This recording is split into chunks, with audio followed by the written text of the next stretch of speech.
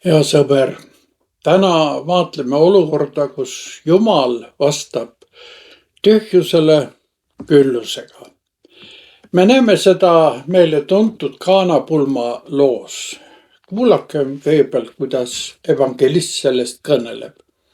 See on Johannese evangeeliumi 2. peatükk, esimesed 11 salmi. Ja 3. päeval olid pulmad Galilea Kaanas ja Jeesuse ema oli seal. Ka Jeesus ja ta jüngrid olid kutsutud pulma. Aga kui veinist tuli puudus, ütles Jeesuse ema talle, neil ei ole enam veini. Jeesus ütles talle, mis on sul minuga asja, naine? Minu tund ei ole veel tulnud. Ta ema ütles teenritele, mida iganes tema teile ütleb, seda tehke. Seal oli aga 6 kivianumat juutide puhastuskombe pärast. Iga ühte võis mahtuda vähemalt 100 liitrit. Jeesus ütles neile, täitke anumad veega. Ja nad täitsid need ääretasa. Ja ta ütles neile, ammutage nüüd ja viige pulma vanemale. Ja nemad viisid. Aga kui pulma vanem maitses vett, mis oli muutunud veiniks, ega teadnud, kus see on, teenrid aga, kes olid vee ammutanud, teadsid seda, siis pulma vanem kutsus peigmehe ja ütles talle, igaüks paneb esmalt lauale hea veini ja kui juba küllalt on joodud, lahjema. Sina aga oled hoidnud hea veini praeguseni alles. See tegu Galilea Kaanas oli esimene tunnustäht, millega Jeesus avaldas oma kirkust nõnda, et ta jüngrid jäid temasse uskuma. See on Jumala sõna ja püha evangeelium. Hea sõber, lugu, mida kuulsime, on imeline. Kuid evangelist Johannes ei nimeta seda siiski imeks, vaid tunnustäheks. Ta annab sellega märku, et kuulda on nagu jumalik zip-fail, millesse on pakitud tohutu hulk informatsiooni Jeesuse jumalikkusest ja missioonist. See on avamäng tervele Johannese evangeeliumile. Mitte põnev algus Alko 1000 äriplaanile. Kuid vaadelgem kuuldut lähemalt.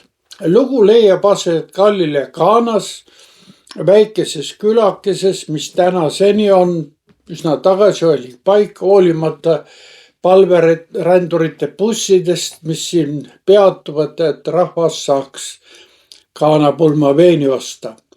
Kuid kuuldud loo algus on kaugel veini rohkusest. Meile öeldi, et vein sai hoopis keset pulmapidu otsa. Ja see pulmapidu toona kestis ju terve nädala. Korraga ei ole enam jooki. Vein polnud lihtsalt üks jookidest, vaid sümboliseeris siin rõõmu ja armastust. Veini puudumine oli seega halb enne noorpari ühisele elule, kuid samas ka suur häbi võõrustajale. Tekkinud olukord on meiegi elu iseloomustav pilt. Me kõik oleme kogenud hetki, kus meie vein, jutumärkides, meie elurõõm, püüdlused ja jaks saavad korraga otsa. Ja me tunneme, et oleme sisemiselt tühjad. Oleme püüdnud kõigile meeldida, kuid oleme korraga läbi põlenud. Ja just selles olukorras, kus meie inimlikud ressursid on lõppenud, astub esile Jeesus. Jeesuse ema Maarja märkab pulmapeol tekkinud probleemi ja ütleb Jeesusele, neil ei ole enam veini. Jeesus vastab aga tõrjuvalt, mis on sul minuga asja, naine? Minu tund ei ole veel tulnud. Pöördumine naine polnud küll ebaviisakas, kuid siiski distantseerub. Jeesus annab siin mõista, et tema tegevus ei sõltu enam perekondlikest suhetest, vaid Jumala poolt antud plaanist ja missioonist. See sõna tund, millest Jeesus räägib, viitab Johannese evangeeliumis alati tema kannatusele ja ristisurmale. Ja nii on tunnustäht Kaanas prohvetlik ettekuulutus Golgatal toimuvale, kus Jeesuse küljehaavast voolas vett ja verd. Midagi, mis kõneles uue lepingu karikasse valatavast veinist. Kuid hoolimata perekondlikust distantseerumisest usaldab Maarja endiselt oma poega ja ütleb pulmateenritele, mida iganes tema teile ütleb, seda tehke. See on üleskutse täielikule kuulekusele ja usaldusele, isegi kui me hetketi ei mõista meie ümber toimuvat. Me kuulsime, et seal seisis 6 suurt kivianumat, mida kasutati rituaalsete puhastuste läbiviimiseks. Kivi viitab siin Moosese seaduste tahvlite materjalile, arv 6, aga ebatäiuslikkusele.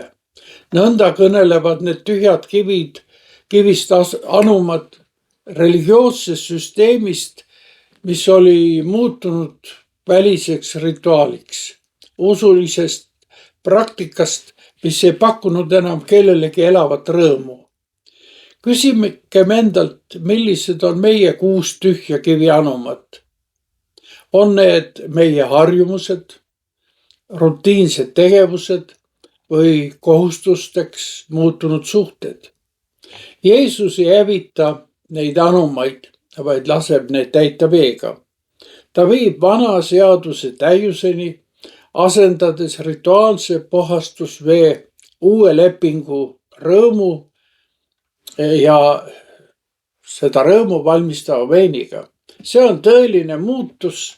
Vesi, mis sümboliseerib välist puhastumist, muutub inimest sisemiselt muutuvaks veiniks.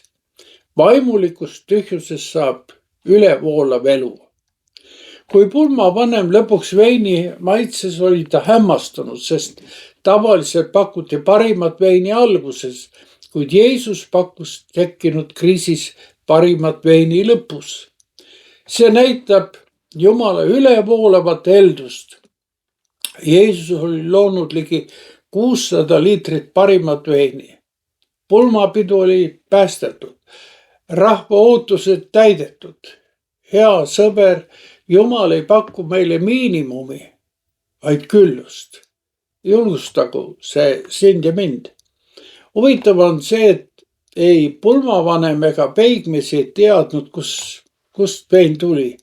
Seda teadsid ainult teenrid, kes olid astjaid veega täitnud. Sageli on just alandlikud teenijad, nii-öelda kulisside tagused need, kes näevad Jumala imede salapäraseid hetki. Olgu see julgustuseks meile kõigile. Ustavus väikestes asjades avab meiegi silmad Jumala au nägemiseks. Ja heitkem lõpuks pilk suuremale pildile. Johannes alustab oma evangeeliumi Kaana pulmas toimunud tunnustähega ja lõpetab ilmutusraamatust nägemusega talle pulma söömaajast. Sõnum pettumuse muutumisest rõõmuks ja tühjuse täitumisest küllusliku eluga omandab nüüd õndsusloolise avaruse.